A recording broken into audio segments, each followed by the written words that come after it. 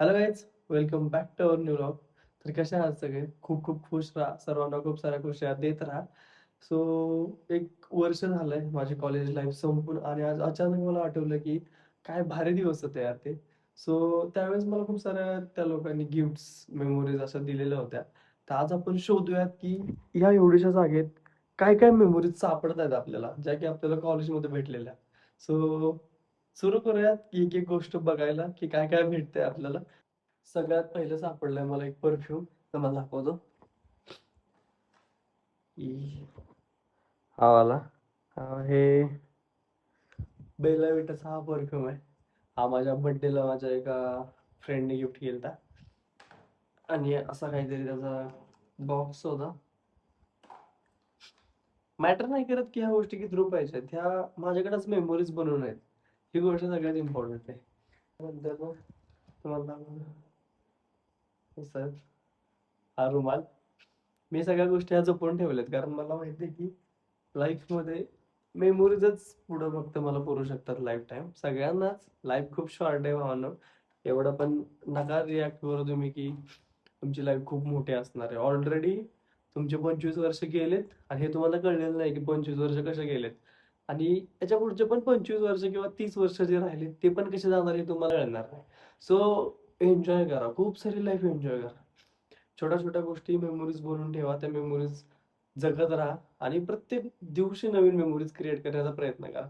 मी आज नाही, पण जर मी असे 100,000 एक व्हिडिओज टाकले, कदाचित मला ह्यातनं सक्सेस नाही भेटणार आहे 100% मला माहिती आहे. मी मॅनिफेस्ट केले. त्यासाठी माझी मेहनत पण लय. पण नाही भेटलं, तर माझ्याकडं ईच अँड एव्हरी डे मी काय जगलो होतो, एवढे माझ्याकडे व्लॉग राहतील तेव्हा, की पण मी काय-काय केलतं एका-एका दिवशी.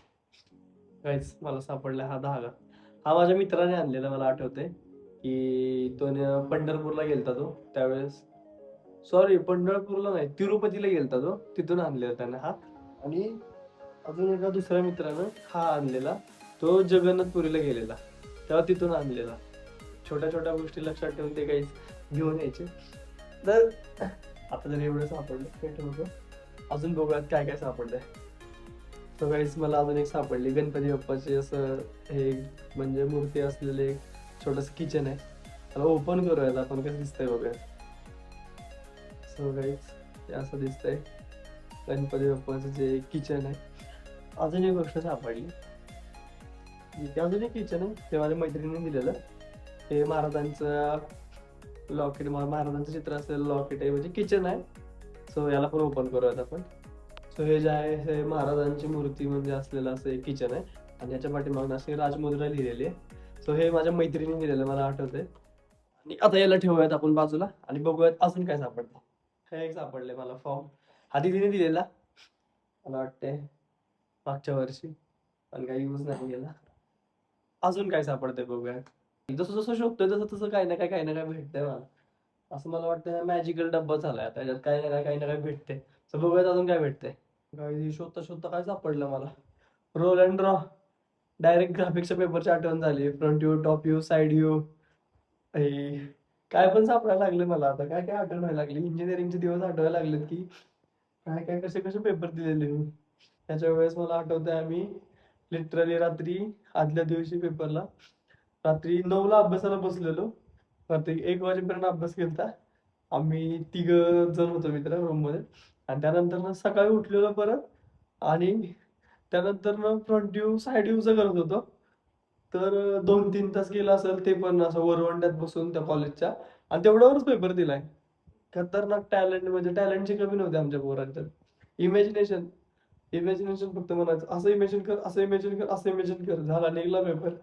सिरियसली लय भारी दिवस होते माहिती, सिरियसली खूप भारी दिवस होते.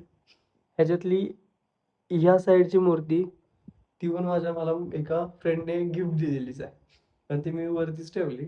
ती पण गिफ्ट भेटलेलीच आहे. अजून बघूयात काय होतंय. गाईज मला काय भेटले, सेल्फी स्टिक. म्हणजे लिटरली ही सेल्फी स्टिक मी माझं लॉगिंग म्हणजे इन्स्टा चॅनल पण, म्हणजे इन्स्टा पण ओपन करायच्या अगोदर, सो इन्स्टावरती पण व्हिडिओज टाकायच्या अगोदर आणि युट्यूब तर आता उघडले, युट्यूबच्या पण खूप अगोदर हे माझ्याकडे ऑलरेडी आलेलं होतं की बाबा तू तुझे ड्रीम्स जगायला चालू कर. हे ऑलरेडी आलं. त्यानंतर मी एका आठवड्यानंतर मला वाटतं मी चालू केलं की व्लॉगिंग बनवायला किंवा व्लॉग्स वगैरे किंवा इन्स्टाचे व्हिडिओज बनवायला. पण हे ऑलरेडी आलेलं आहे. मला काही माझ्याकडे असे फ्रेंड्स होते, की हे माझ्या मैत्रिणीने दिलेलं मला. पण माझ्याकडे असे लोकं होते, की जी माझ्या ड्रीमकडे मला पुश करणारे होते, की "तू बनव, आम्ही आहे. तू बनव फक्त आणि जगायला चालू कर तुझे ड्रीम्स. स्वतःला ओपन करूयात." असं काहीतरी आहे. त्याला वरती लाईट पण आहे. लाईट पण लागते आणि खालून ओपन पण होतं आणि जास्त म्हणजे असं वरती पण होतं, एक्सटेंड पण होतं. पण आता मी नाही केलं त्याला, असू दे ते राहू दे बंदच. आणि ह्याच्यात ही चार्जिंगची थोडीशी केबल आहे, जे की त्याच्या लाईटला चार्ज करू शकतो आणि अजून मला आता एक्साइटमेंट अजून काय काय भेटते बघा गाईज. मला अशी गोष्ट आवडली की जी मी अगोदर करायचो. डायरी. जवळपास 1 वर्ष मी कन्सिस्टंटली डायरी लिहिली. रोज लिहायचो, रोज, रोज. म्हणजे याच्यात एवढे पेजेस भरले, जवळपास अर्धी डायरी फुल भरली आणि खूप सुंदर लिहिलंय, की मी एक-एक दिवस कसं काय-काय केलं, काय-काय जगलो ह्याच्यात. तर त्यानंतर माझी ती सवय सुटली. मला असं वाटतं, की नव्हती सुटायला पाहिजे, कारण डायरीत खूप साऱ्या मेमरीज राहतात. त्यात एखादं तरी इंजिनिअरिंगचं माझं अख्खं इयर असेल. तर खूप मोठी गोष्ट मला काय-काय भेटायला लागलंय. हे बघूया, हे ठेवूयात बाजूला. आता बघूयात अजून गिफ्ट काय भेटतंय. गाईज मला काय भेटलंय?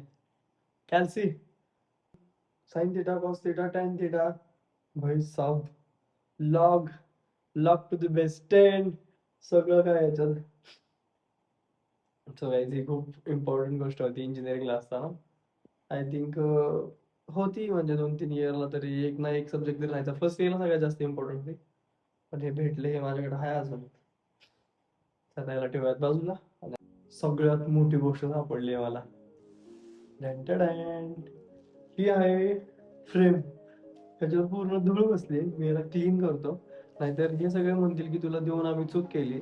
वर्ष झालं तिला धुळखात ठेवलीस तिथं. अजून तो रूममध्ये लावली नाही. ह्याला ओपन करूया. हे सगळ्यात मोठं गिफ्ट आहे आपलं. ह्याला ओपन करूयात. कसं दिसतंय बघूयात. काय-काय याच्यात बघूया.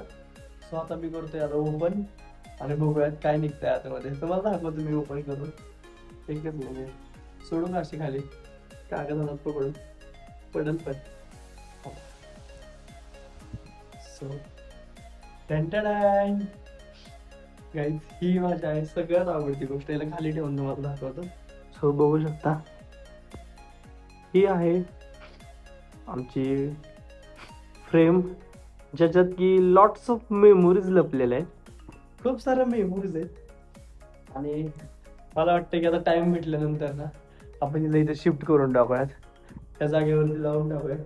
खूप सुंदर दिसते. खूप मला खूप एवढी भारी आहे. आणि याच्यात फक्त ह्या फ्रेम नाही आहेत किंवा ह्या गोष्टी फक्त असं नाहीये की ह्या गोष्टी फक्त फ्रेम म्हणून बघितलं पाहिजे. पण ह्याच्या मागे लॉट्स ऑफ मेमोरीज लपलेल्या आहेत, की किती एफर्ट्स नंतर हे त्यांनी सगळे फोटोज गोळा केलेले डिफरंट डिफरंट टाईपचे आणि बनवायला देऊन एक ते प्लॅनिंग केलेलं की बाबा ह्याला ह्या दिवशी द्यायचे.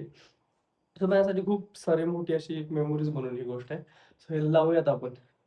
एक दिवस त्याला ड्रिल मारूयात मस्त भिंतीला आणि इथे लावून टाकूयात. सो तुम्हाला दाखवतो की फायनली माझ्याकडे किती गोष्टी भेटल्यात. सो एवढ्या आहेत. 1, 2, 3, 4, 5, 6, 7, 8, 9, 10.